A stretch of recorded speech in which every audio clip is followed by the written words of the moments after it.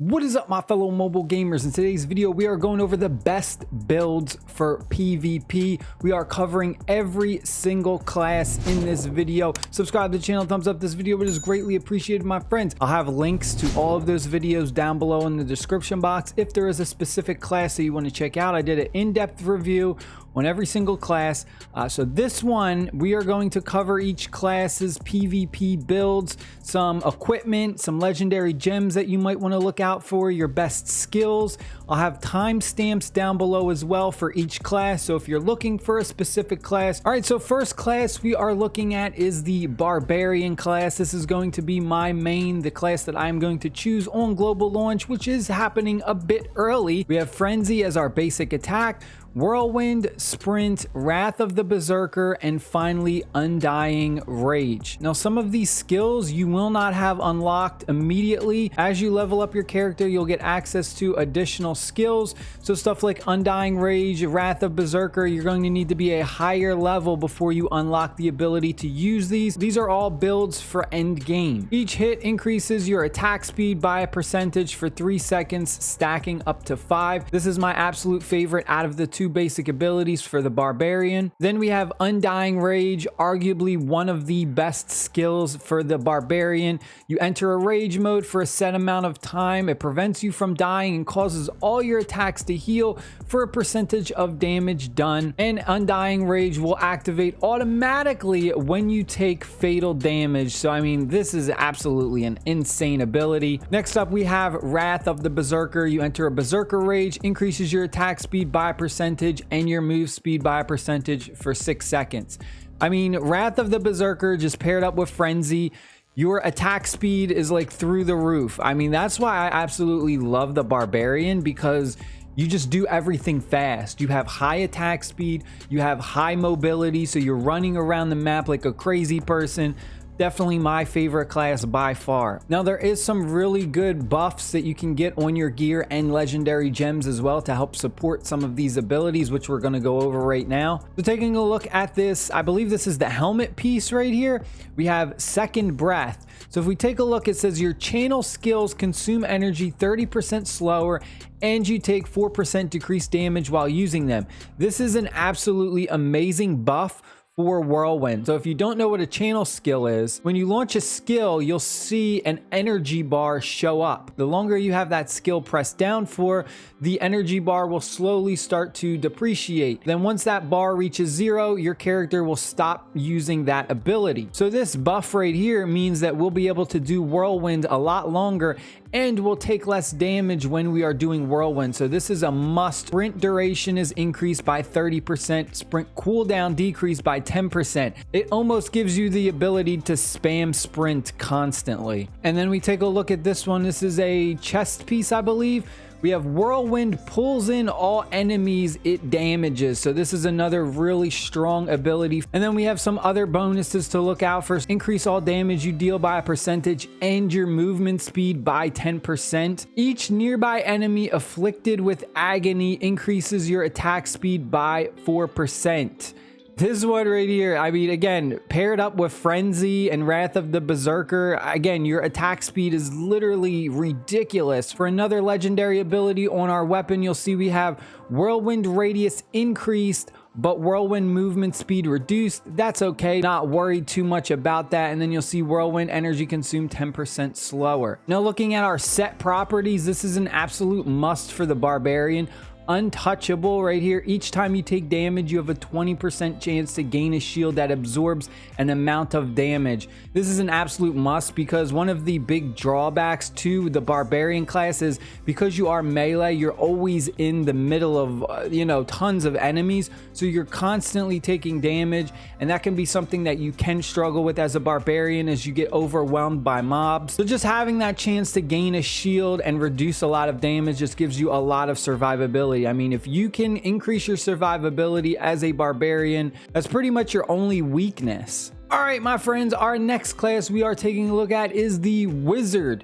So for our skills, we have Magic Missile as our basic attack. We then have Ice Armor, Scorch, Arcane Wind, and finally Meteoroid. Scorch is one of the wizard's really strong abilities, and you'll take a look right here. We have for our legendary effect, Scorch now conjures 4 flaming orbs that orbit around you and explode when they strike enemies, damaging and burning all enemies. And also we get a cooldown decrease by 10% for Scorch. Continuing on for the chest piece, our legendary effect, Meteor Radius increased by 20%. All right, and then taking a look at our weapon, you'll see our legendary effect. We have Arcane Wind now summons a tornado that damages enemies in a line. Also increase Arcane Wind maximum charges by 1.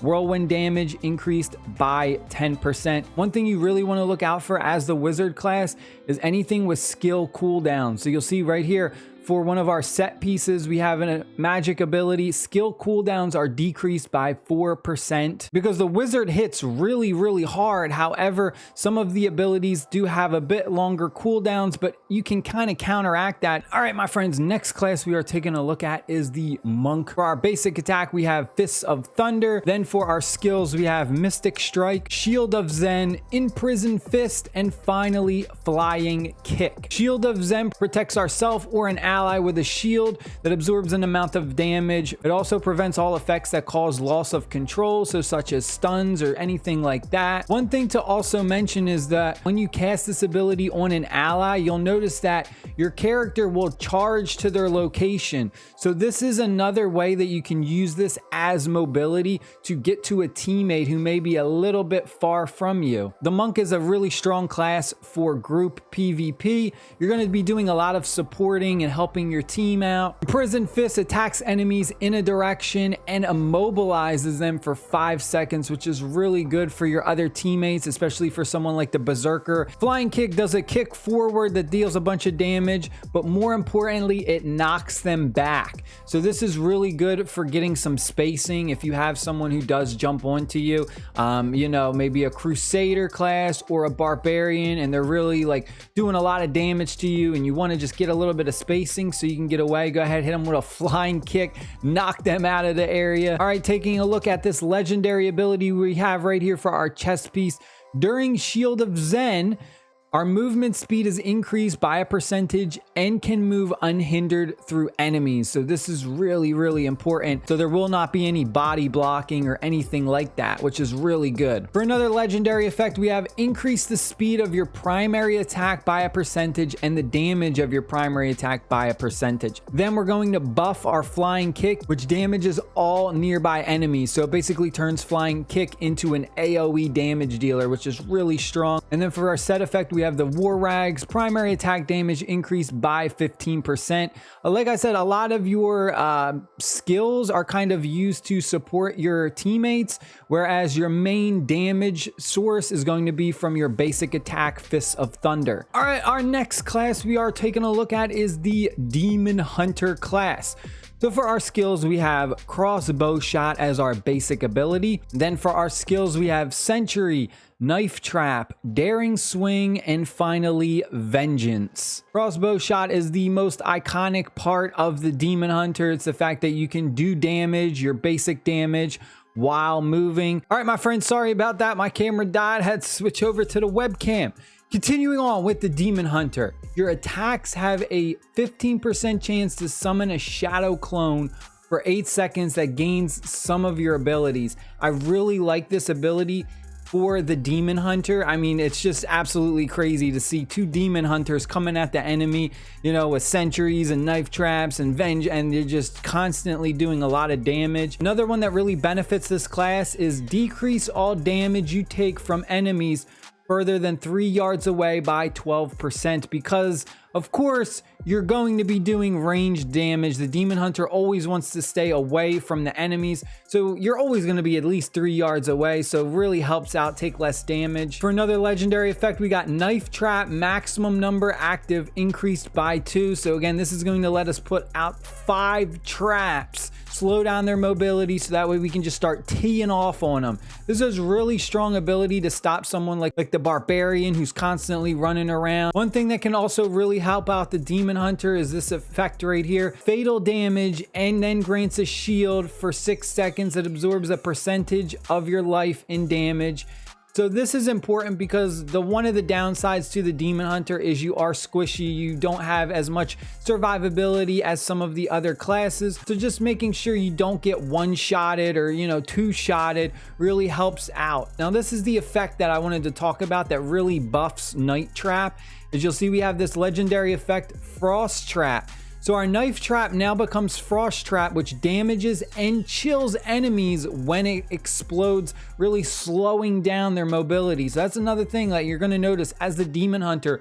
We really want to slow down our opponent's movement, really stop them from getting around so much, trapping them with this ability. And then for one of our weapons, you'll see we have this effect. Our attacks have a percentage chance to petrify your target, which will stun them for an amount of time. And then for our other weapon, we have Crossbow Shot will now pierce through enemies and strike additional enemies behind. This can be really good for PvE content as well as PvP content. Taking a look at our set effects, you'll see right here this magic ability. We got stun immunity chance increased by 6%. This is really important for the Demon Hunter because, again, if the Demon Hunter does get stunned or locked down, I mean, like I said, you can literally get destroyed very, very fast compared to some of the other classes. All right, next class we're taking a look at is the Crusader class, arguably the best class for PvE content.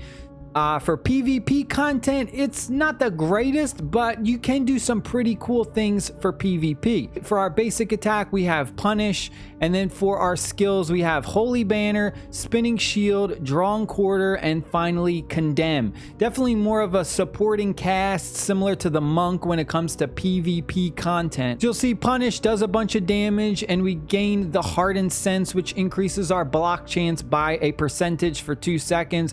So again, we're basically going to be a tank when it comes to PvP content, really protecting our Demon Hunter teammates or our Necromancers or whoever else is on our team. Holy Banner increases our allies' critical hit chance by a percentage, but decreases the critical hit damage by a percentage instead of double. Then we have Condemn, build up a massive explosion. You deal a bunch of damage to all nearby enemies after an amount of time. You'll see this effect we have. Primary attacks slow enemy movement by a percentage. As a Crusader, you're going to be out on the front lines, so just having your primary attacks slow the enemy move speed will really benefit your main damage dealers in the background. Absolutely amazing effect for the Crusader.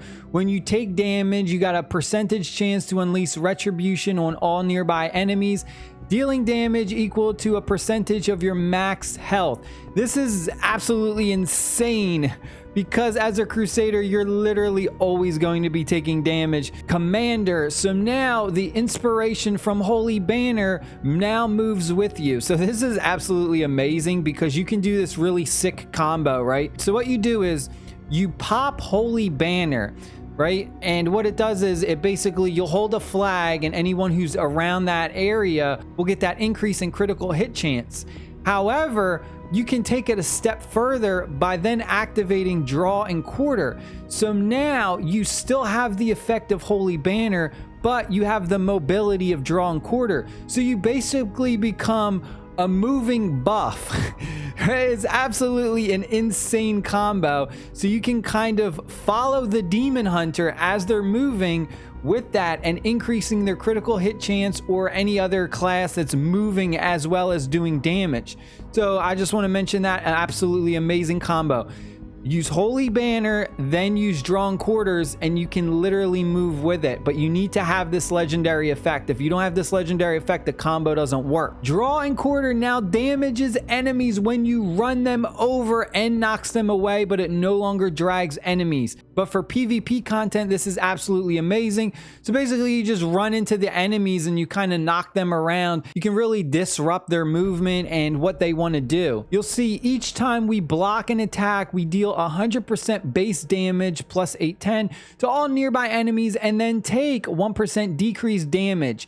So this is, again, an absolutely amazing effect to get for the Crusader because Blocking is going to be one of your top priorities as a Crusader. You really want to increase your block rate so that way you always take reduced damage, because the Crusader for PvP content is mostly, like I said, a tank slash supporting. You're going to be supporting your teammates, taking a lot of damage, trying to help them out. For set effects, one that's really strong for the Crusader is going to be this one right here. Each time you take damage, you have a percentage chance to gain a shield that absorbs damage. Cannot occur more often than once every 9 seconds. Of course, you're always going to be taking damage as a Crusader because you're on the front line. All right, my friends, and here we are at the Necromancer, one of the more easier classes to play in Diablo Immortal. For our primary attack, we have Bone Spear. Then for our skills, we have Wrath Form, Bone Spikes, Bone Armor, and finally Dark Curse. Bone Spear will shoot forward, dealing damage to enemies it hits, and can pierce up to 2 additional enemies. Wrath Form lets you transform into a Wrath. You gain increased move speed and invulnerability for 2 seconds. During this time, you cannot attack, which is fine. Wrath Form is something you kind of use when you're in a sticky situation. If an enemy kind of jumps on you, gets you into a bad situation where you could get destroyed, use Wrath Form to kind of get away. One of the big weaknesses to the Necromancer is mobility. The Necromancer is slow, has no mobility at all. And this is pretty much your only mobility skill is Wrath Form. So this is what you kind of use. And we have Bone Armor, protects yourself and nearby allies with a shield that absorbs a bunch of damage for 12 seconds. Again, this is 100% needed for PvP content because you're not only giving yourself a shield, but your allies as well. Curse is a really strong PvP ability but the more important thing is you reduce their vision. So this is a really strong for PvP. So basically they can't see what's going on. They can't see if that Barbarian is creeping in from behind or from the side about to leap onto them. For our legendary shoulder piece, you'll see the legendary effect. We got Dark Curse duration increased by 30%. For our pants, we have another similar effect that we used for the Demon Hunter. Your attacks have a chance to summon a shadow clone for 8 seconds that gains some of your abilities. Again, this is really strong because you have stuff like Bone Spikes and Bone Armor is arguably your best ability as a Necromancer for PvP content. You can also have special abilities that will do things like increase the length of Bone Spikes so it will go longer, it will travel longer. Another ability that I also want to mention that we don't have in this build is Bone Wall, which puts up a wall so that the enemy can't get past it. That is also another good viable option that you can use for PvP content to kind of stop the opponent from escaping from you. You basically use Bone Wall to wall it up so they can't escape, and then you'll use Bone Spikes. So it's a pretty cool two ability combo. You hit them with Bone Spikes, they get stunned. You know, you kind of give them that lockdown treatment. Pants, we have this legendary effect right here, Dark Curse. Now curses the ground in an area, causing enemies within it to take continual damage. So again, this is something that you can kind of do when you stun an opponent. So you'd use like Bone Spikes. They'd be stunned, then you can drop Dark Curse on that area where they are, so that way they just keep taking damage. Or an even better combo is to use the Bone Wall, wall it off so that they can't get by or run anywhere, then drop Dark Curse. So basically they are stuck in that area of damage continuously. So that's another really strong combo for the Necromancer. For our weapon, you'll see we have Bone Spear, also poisons enemies for an amount of damage over time, and Bone Spear damage is increased by 10%. Just being able to have them constantly take damage is really strong because it's a lockdown class. So you'll see right here we have this effect. Bone Wall can now be ignited with Soul Fire, dealing an amount of damage over 8 seconds to nearby enemies. So again, this is another combo that you could use if you have this skill equipped. You'll see it says skill not equipped for this set, but like I said, Bone Wall is something that you could put in here. Like you could substitute Wrath Form for Bone Wall. And then for our set effects, you'll see we have increase all damage we deal by a percentage for 1 second after using a non-channeled skill. Pretty much a majority of the Necromancer skills are not chainable. And that is it for today, folks. I hope you enjoyed these best builds for PvP content.